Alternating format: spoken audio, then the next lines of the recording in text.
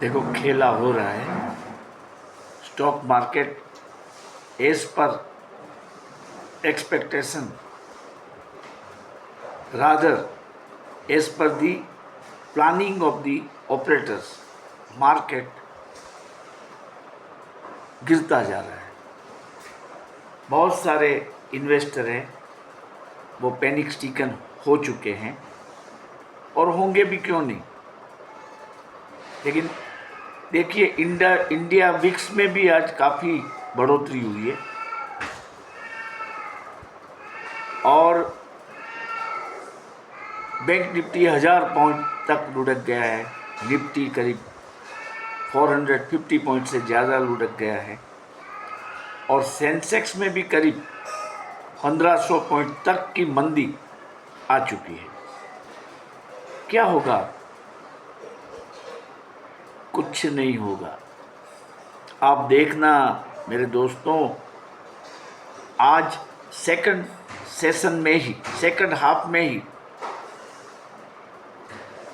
हमारे इंडेक्सेस सुधरने लगेंगे। मैं ये नहीं कहता हूँ कि अब जाएंगे या ग्रीन में क्लोज होंगे, लेकिन जितना खुला था नीचा उससे ऊपर ही बंद होगा।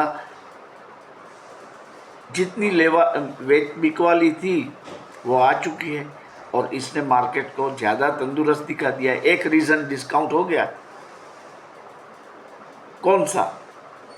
आप बोलेंगे मिडल ईस्ट टेंशन, तो मैं कहूँगा नहीं, ये है अमेरिका में आ रही मंदी की आहट।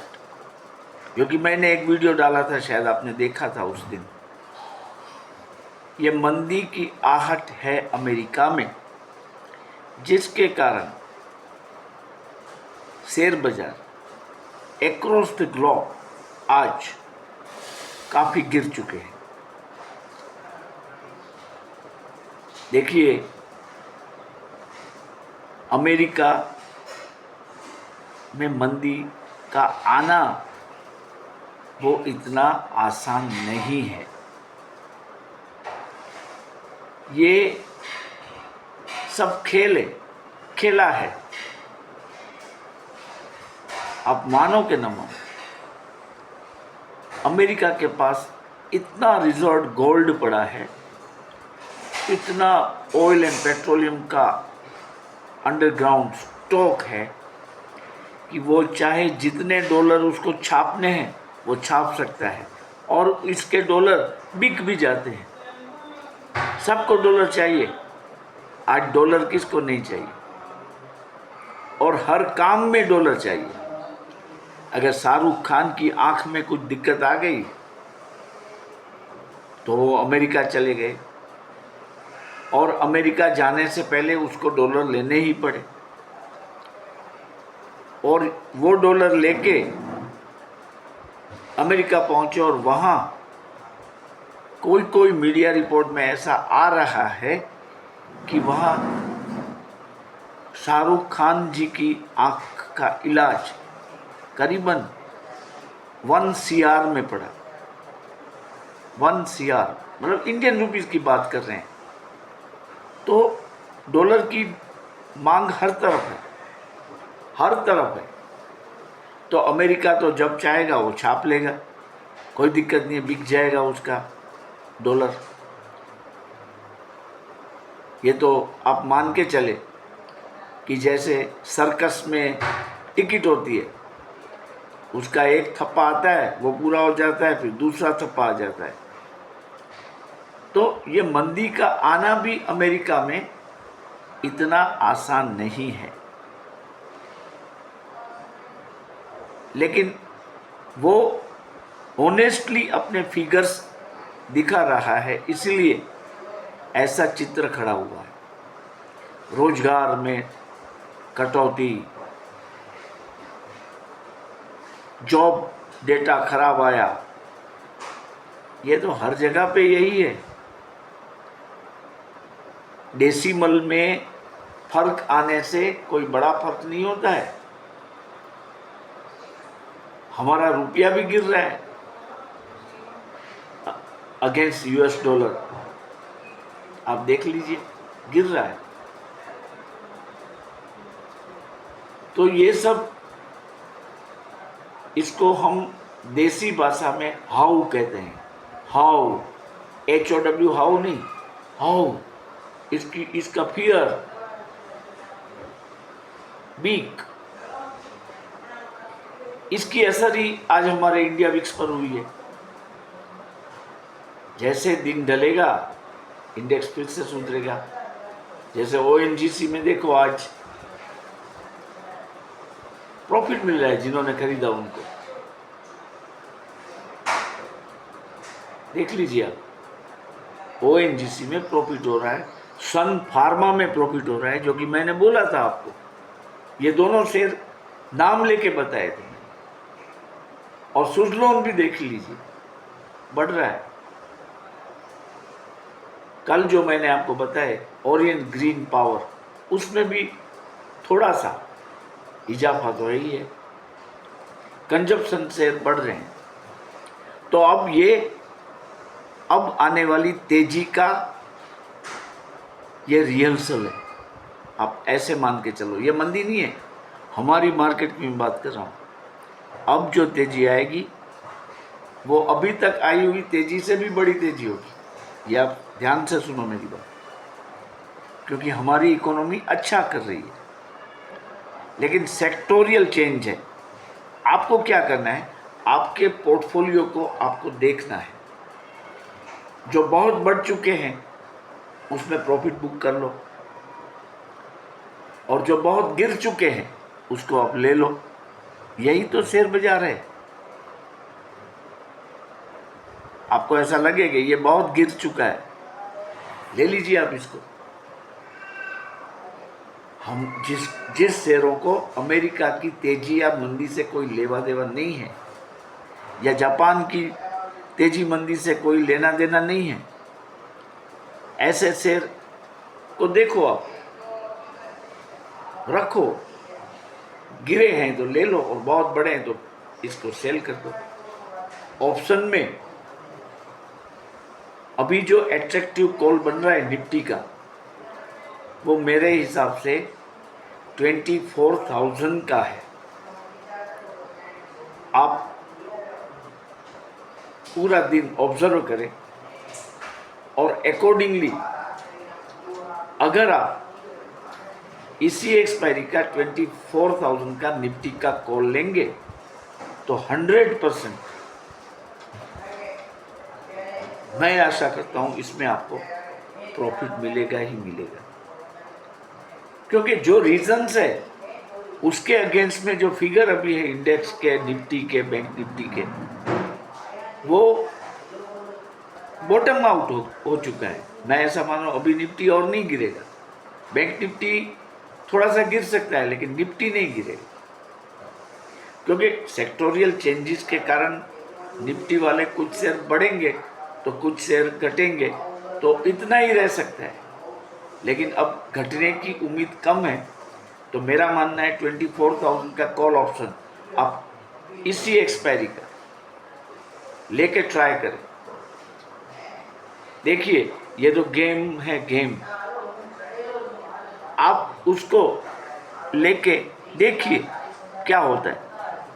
अगर ऐसा लगता है आपको कि और नीचे जा रहा है तो थोड़ा सा लॉस बुक करके निकल जाओ, लेकिन अगर यहीं से रिवर्सल आ गया तो आपको अच्छे पैसे में प्रॉफिट की पॉसिबिलिटी कितनी है। 24,000 स्ट्राइक प्राइस वाले निफ्टी के इस एक्सपायरी के कॉल की मेरे हिसाब से 70% है, और लॉस की प्रॉपर्टी 30% है, उसकी पॉसिबिलिटी 30% है। तो आप ये निफ्टी के कॉल में आप चांस ले सकते हैं। और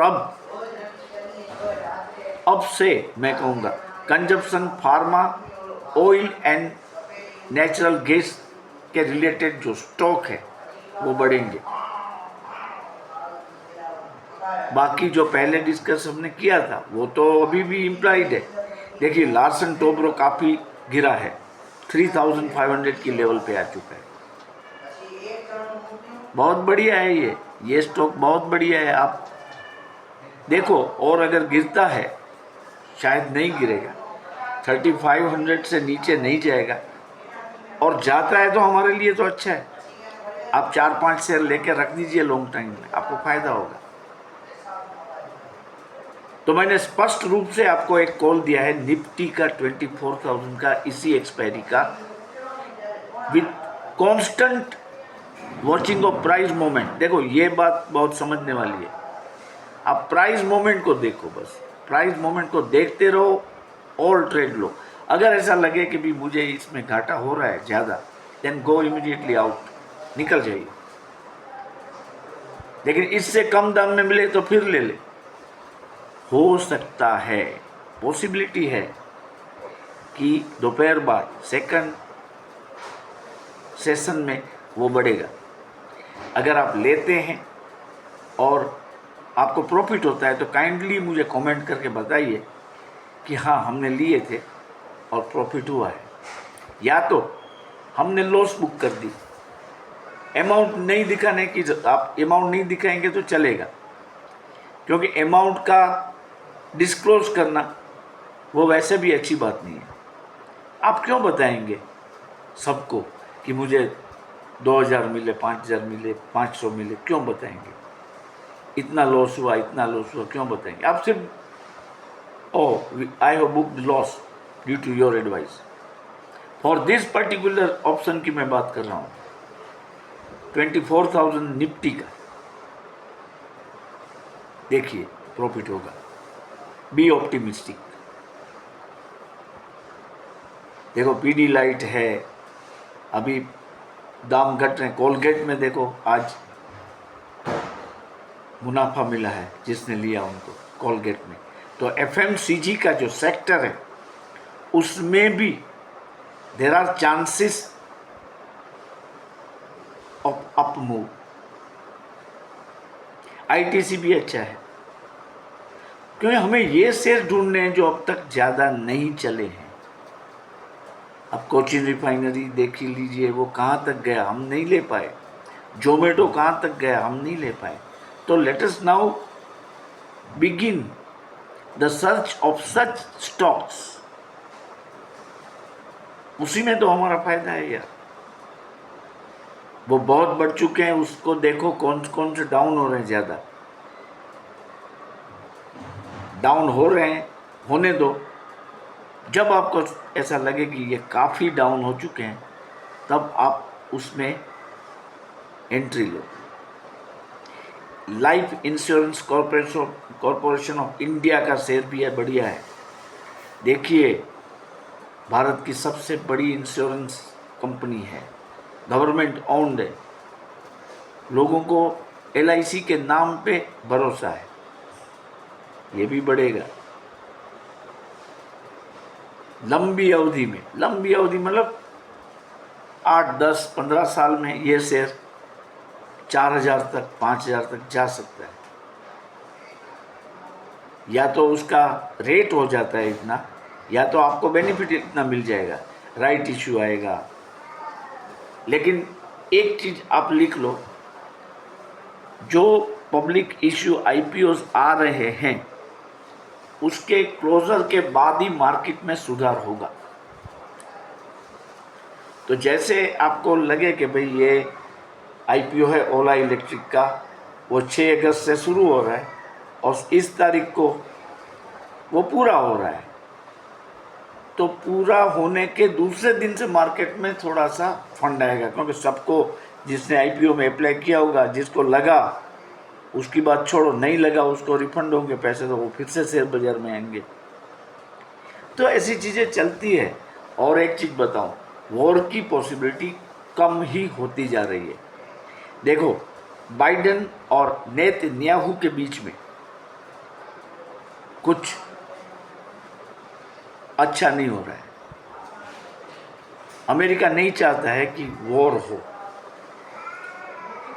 और वो इजराइल को इनडायरेक्टली मना कर रहा है कि आप वॉर मत करो, क्योंकि नेतन्याहू को ऐसा कहा गया मीडिया रिपोर्ट के अनुसार कि आपने जो हमास के 2 लीडरों को मार दिया, उसके कारण पीस टॉक में बाधा आई है। ये बात बहुत ही महत्वपूर्ण है। मतलब पीस टॉक तो चल रही थी, इस बीच में ये दो लोगों को मार गिराया इजराइल ने, इसीलिए फिर से उसमें बाधा आ गई। इजिप्ट में पीस टॉक्स चल रहे हैं, जॉर्डन भी अमेरिका के साथ रहते हुए पीस टॉक में जा रहा है। He has been visiting, constant follow up हो रहा है। अब ये जो हमारा यूएनओ है वो भी प्रयास तो करता ही होगा कि युद्ध न हो। तो अब युद्ध की बात जो है वो थोड़ी सी डाइल्यूट होने लगी है। आप चैनल में जो खबरें देखते हो, मैंने आपको बताया है, वो ज़्यादा ड्रामेटिक बना के पेश की जाती है। अब इतने घंटे में वर्ल्ड वॉर शुरू होगा, ऐसा होगा, महाप्रलय, महाविनाश। तो इतनी जो ज़्यादा जो बातें हैं वो कृपया आप माइंड में न लें। ये सभी बातें हैं। हमको तो ऐसी प्रार्थना करनी चाहिए कि कुछ ऐसा ना हो। इसका काउंटडाउन नहीं लेना चाहिए, काउंटडाउन नहीं करना चाहिए। इतने घंटे में शुरू होगा, 5 तारीख आखिरी दिन, ये सब फैनेटिज्म है, ड्रामेटिज्म है। और